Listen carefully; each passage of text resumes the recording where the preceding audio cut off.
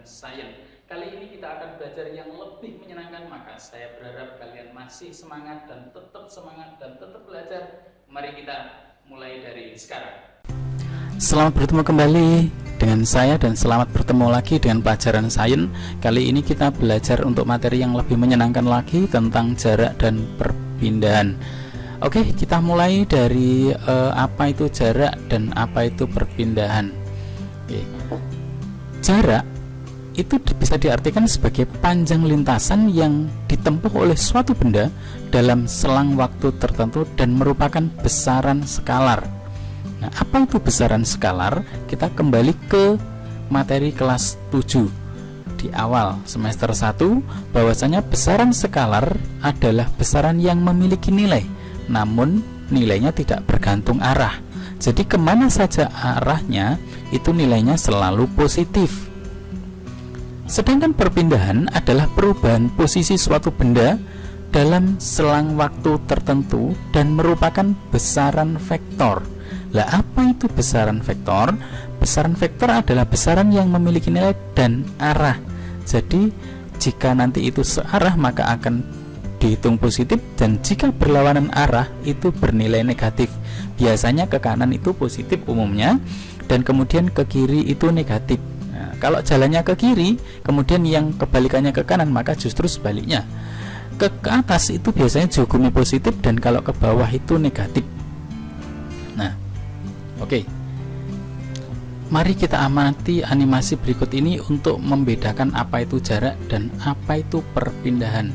Saya punya benda bola misalkan ada di titik sebelah sini, dan ini akan saya pindahkan. Coba amati berikut ini.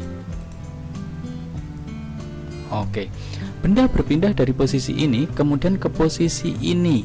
Nah, panjang lintasan yang ditempuh oleh benda ini tadi, ini yang disebut dengan jarak atau jarak tempuh. Sedangkan jarak posisi awal terhadap posisi akhir benda ini, nah, yang saya beri tanda merah, inilah yang disebut dengan perpindahan. Sekali lagi, panjang lintasan yang ditempuh oleh benda ini, maka inilah yang disebut dengan jarak tempuh. Dan kemudian jarak posisi awal terhadap posisi akhir benda di sini, inilah yang disebut dengan perpindahan. Oke, sekarang kita akan coba menghitung berapa jarak dan berapa perpindahan. Yang pertama, semisal ada sebuah mobil di sini, terus kemudian ini ada lintasan yang ini awalnya di sini, kemudian ini titik A, dan di titik B ini panjang lintasannya 10 meter, di titik C ini panjang lintasannya 20 meter, titik D ini 30 meter, dan titik E ini 40 meter. Nah, sekarang kalau misalkan mobil ini bergerak dari A ke B, nah, maka jaraknya dari A ke B, jarak tempuhnya adalah 10 meter. Sedangkan perpindahannya dari A ke B ini juga 10 meter. Nah, terus kemudian di sini ada tambahan lagi keterangan bahwasanya berpindahnya ke arah kanan, karena tadi sudah kita pelajari di awal bahwasanya perpindahan itu adalah besaran vektor. Nah, vektor itu berarti dia mengenal arah. Nah, terus berikutnya, kalau mobil ini bergerak dari titik A ke titik B, maka besarnya jarak tempuh dari titik A sampai titik C ini ya adalah 20 meter. Sedangkan perpindahannya dari A sampai C juga sama 20 meter ke arah kanan.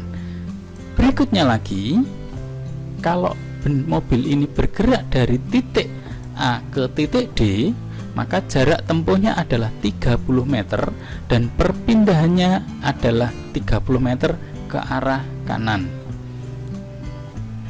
Berikutnya lagi, kalau mobil ini bergerak dari titik A menuju ke titik E dan berhenti di titik E, maka besarnya jarak adalah titik A sampai E itu 40 meter, dan perpindahannya itu dari A sampai titik E juga 40 meter, namun ada keterangan di sini bergerak ke arah. Selanjutnya kita amati animasi ini. Semisal mobil ini berada pada titik C. Nah, terus kemudian semisal ya, ini panjang lintasannya ya, andai kata ini pada meter ke 10, 20, 30, 40 dan 50. Nah, dan titik C ini pada meter ke 30. Oke. Semisal mobil ini bergerak dari titik C dan berhenti di titik D. Nah, maka jarak tempuhnya adalah 10 meter. Perpindahannya 10 meter ke arah kanan. Oke. Berikutnya, kalau mobil ini bergerak dari titik C dan berhenti di titik E, maka jarak tempuhnya, jarak C ke D ini 10 meter, jarak D ke E 10 meter, maka jarak tempuhnya adalah 20 meter. Sedangkan perpindahannya itu dari titik C menuju titik D ini 10 meter, kemudian titik D menuju titik E ini 10 meter. Jadi perpindahannya juga 20 meter ke arah kanan. Oke. Sekarang berikutnya, kalau mobil ini bergerak dari titik C, kemudian titik D, kemudian titik E, dan kemudian berbalik arah dan berhenti di titik D, maka jarak tempuhnya itu dari titik C menuju ke titik D ini 10 meter. Dari titik D menuju ke titik E ini juga 10 meter, dan titik E menuju ke titik D ini 10 meter. Tandanya positif karena jarak tempuh adalah besaran skalar. Ke arah manapun itu nilainya selalu positif. Sehingga jarak tempuh dari mobil ini dari titik C kemudian D, E kembali ke D lagi, itu adalah 10 tambah 10 tambah 10 adalah 30 meter. Sedangkan perpindahannya dari titik C menuju ke D, menuju ke E, dan kembali ke titik D, itu dari titik C menuju D 10 meter, tandanya positif. Kemudian dari titik D menuju E juga 10, tandanya masih positif. Nah, ini dari dari E menuju D ini juga 10 meter, namun tandanya negatif. Kenapa demikian? Karena ini berbalik arah. Jadi kalau yang ke kanan itu positif, berarti kebalikannya itu menjadi nilainya negatif, karena perpindahan merupakan besaran vektor. Sehingga 10 ditambah 10 dikurangi 10 maka 10 meter. Jadi perpindahannya adalah dari titik C ke D ini 10 meter. Sedangkan jarak tempuhnya adalah 30 meter. Berikutnya, kalau mobil ini bergerak dari titik C, kemudian D, kemudian E, terus kemudian kembali ke D dan berhenti di titik C lagi, maka besarnya jarak tempuh itu titik C sampai D 10 meter, titik D sampai E 10 meter, titik E sampai D 10 meter, dan D sampai C juga 10 meter. Jadi panjang lintasan atau jarak tempuhnya adalah 40 meter. Nah, sekarang berapa perpindahannya? Perpindahannya dari C menuju D ini 10 meter. Nah, positif. Dari D menuju E ini juga 10 meter, positif. Nah, terus kalau dia kembali dari E ke D, maka juga 10 meter, namun tandanya negatif. Ini menandakan bahwa arahnya berlawanan dengan semula. Kemudian dari D ke C juga 10 dan tandanya negatif karena berlawanan dengan arah semula. Sehingga 10 ditambah 10 dikurangi 10 dikurangi 10, maka 0. Jadi perpindahannya adalah 0 ya. Perpindahannya 0. Oke. Berikutnya, kalau mobil ini bergerak dari titik C, kemudian D, kemudian E, kembali ke D dan C, dan berhenti di titik B, maka besarnya jarak tempuh itu dari titik C ke D adalah 10 meter, dan D ke E 10 meter, dan E ke D juga 10 meter, dari D ke C 10 meter lagi, dan berhenti di titik B ini C sampai B juga 10 meter. Jadi kalau dijumlahkan panjang lintasan atau jarak tempuhnya itu adalah 10 ditambah 10 tambah 10 tambah 10 tambah 10, 50 meter. Nah, sedangkan perpindahannya, mari kita hitung. Kalau berangkat dari titik C sampai D ini 10 meter, tandanya positif. Dari D sampai E juga 10 meter lagi, tandanya positif. Kemudian dari E ke D, nah ini berlawanan arah, nilainya 10, tandanya negatif. Dari D menuju C ini juga panjang lintasannya 10, namun tandanya negatif karena ke arah kiri. Dan C ke B ini juga 10 bertanda negatif. Sehingga kalau di total 10 ditambah 10 dikurang 10 dikurang 10 dikurang 10, maka itu minus 10.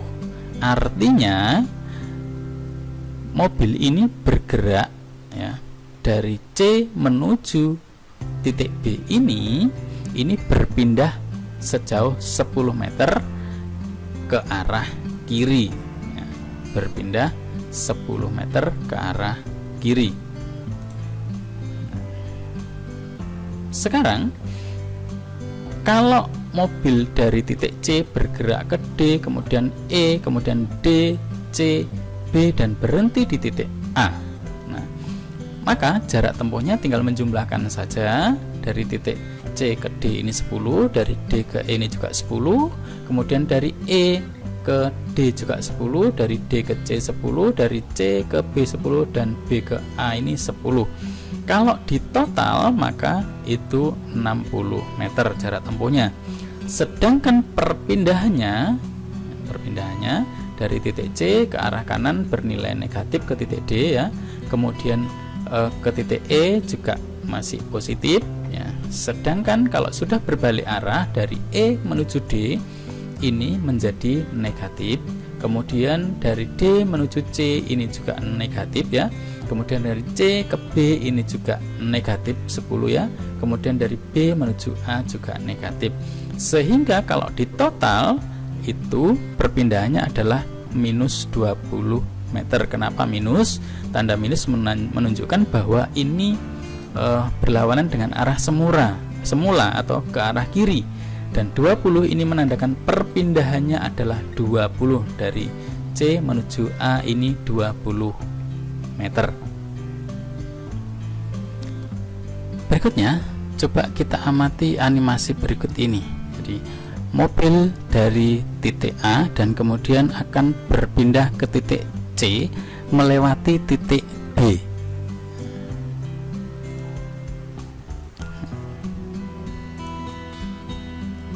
Oke. Nah, kalau menemukan fenomena semacam ini, maka berapakah jarak tempuhnya?